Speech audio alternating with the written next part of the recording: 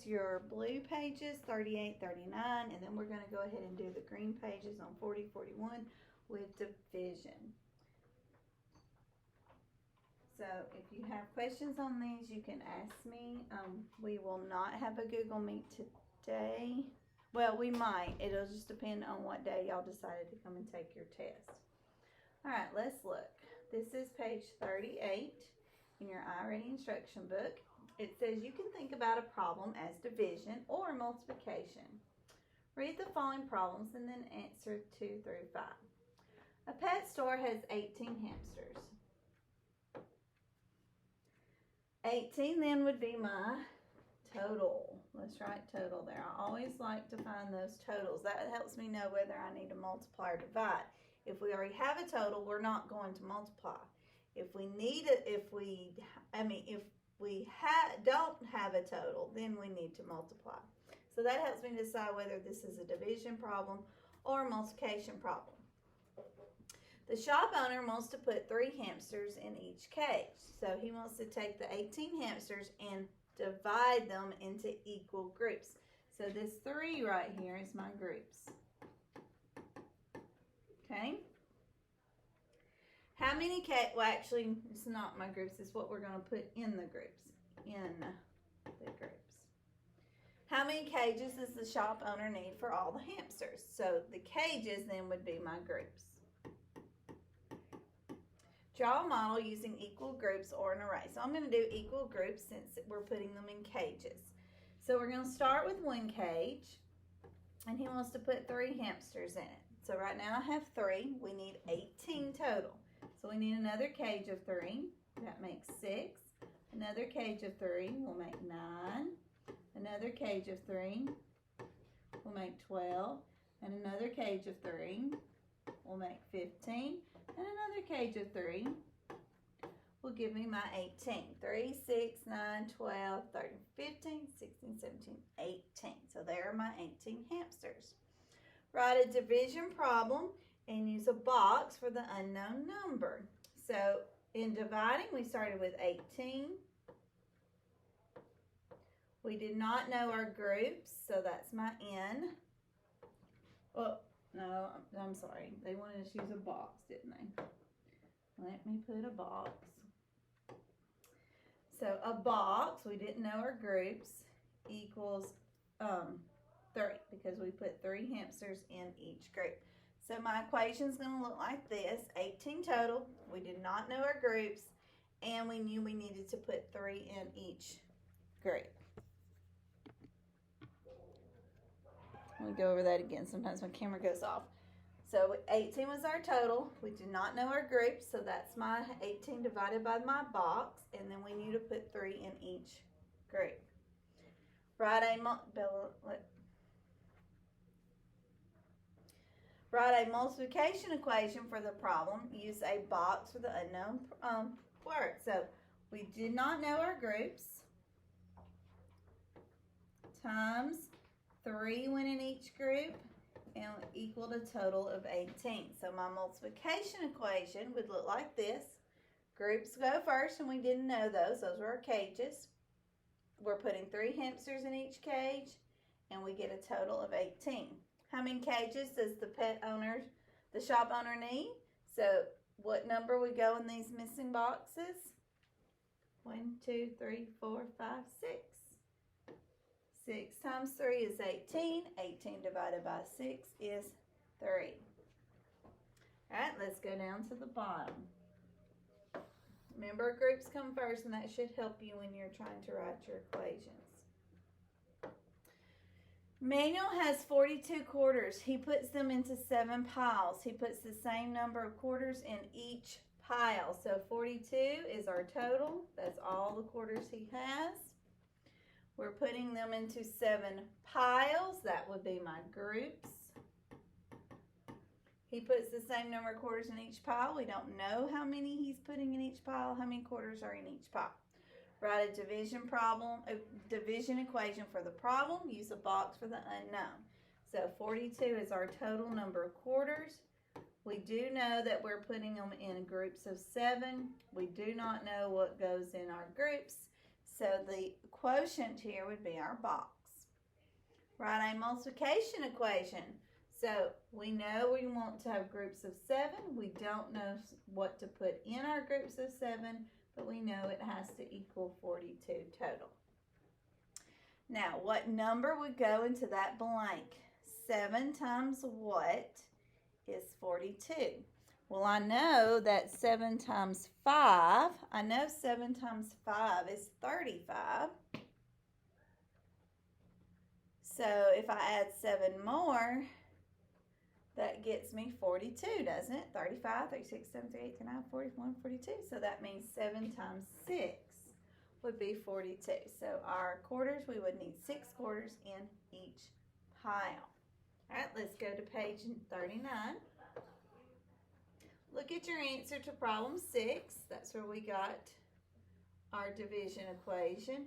Explain how you knew what equation to write. So we knew our total.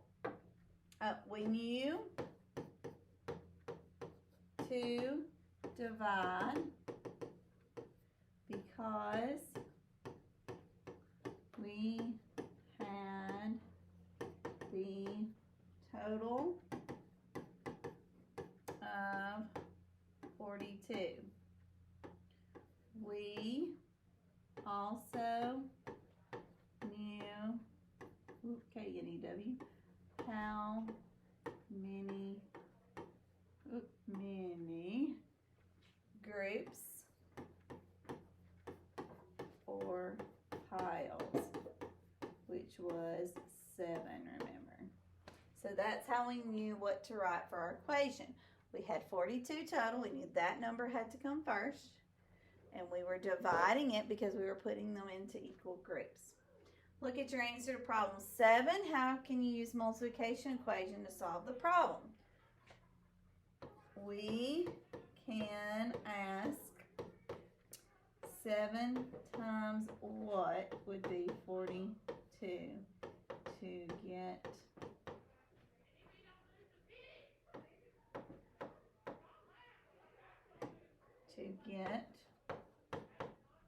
6 as our answer. So remember, multiplication is the inverse to division. So we can always use multiplication to help us on a division problem. All right, let's look at number 10.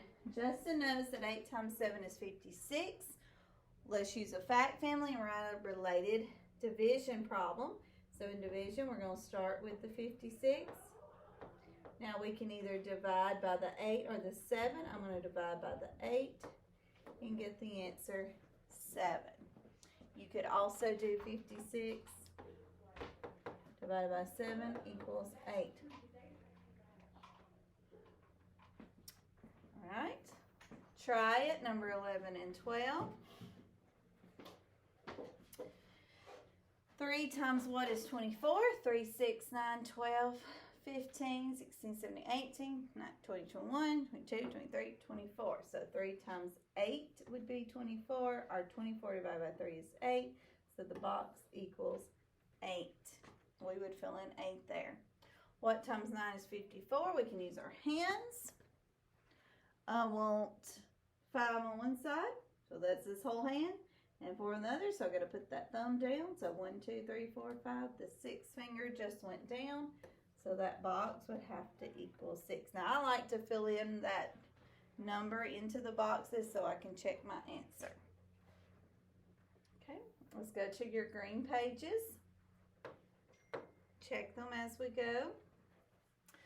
Alyssa planted the same number of flowers in each pot. Look at the picture below. Then write 2 multiplication equations and 2 division equations that the picture shows. Okay? Well, multiplication is pretty easy. Count our groups. 1, 2, 3, 4 groups times 1, 2, 3 flowers. 4 times 3 is 12. 3, 6, 9, 12. Division. Now let's do our fact family. 12 is my dividend, divided by my groups, which is 4, equals my quotient of 30. So fact family there will help you on that. 14, explain. Jasmine solved the problem 63 divided by blank equals 7. She thought there are 63 things in all that are divided into groups. There are 7 in each group. Explain how Jasmine can use multiplication to help her find her number of groups. So she can simply ask 7 groups times what would equal 63 total. And she would figure out that 7 times 9 equals 63. 7 times 9 is 63. Put down that 7th finger. We have 6 and 3. All right, 15. Analyze. Melissa has 4 boxes of markers with 6 markers in each box. She wrote the following equation. So 4 groups, 6 in each group. Circle the number in each group that shows the total number of markers. So let's do that sentence first. We're going to circle our total. 24, 24, 24, 24. Your total is your biggest number. Put a box around the number in each equation that shows the number of groups. Groups come first, so 4. Now she did the commutative property there, so now 4 comes second, but we knew that we had 4 was our groups. Might want to write groups over boxes. So there's my groups and there's my groups. Underline the number in each equation that shows the number in each group. 6 in each group, right? So all of your 24s should be circled, all of your 4s should have a box, and all of your 6s should have a line underneath. Okay, number 16. This will be our last page for today. Use what you've learned to complete this task. Write a problem that can be solved using the equation 5 times what equals 15. Make the problem about arranging desks in the classroom. So 15 is our total, so that needs to be our total number of desks. There are 15 desks in the classroom. There's our total. Okay. 5, it came first, so that's our groups.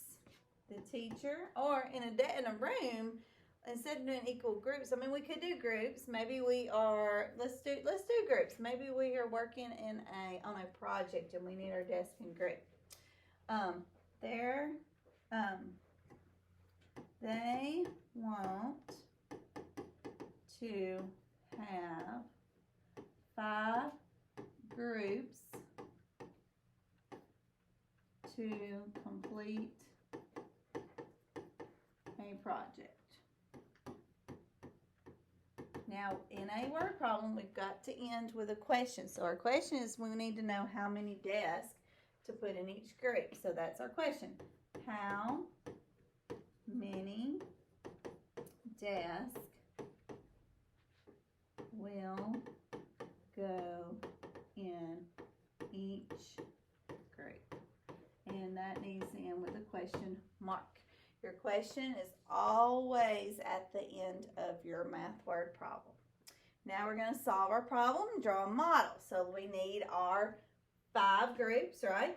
So this is going to be group number 1, 2, 3, 4, 5.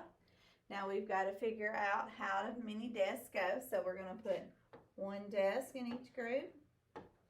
That gives me 5. Now let's put another desk in our group. That gives me 10. And let's put a 3rd desk in our groups. And that gives us 15. So solve our problem. So our problem, of course, is 15 divided by 5 groups gives us 3. 3 desks would go in each group. Right? And that completes your 4 pages for today, the 2 blue and the 2 green. And the rest of the day today, we are just taking our multiplication test.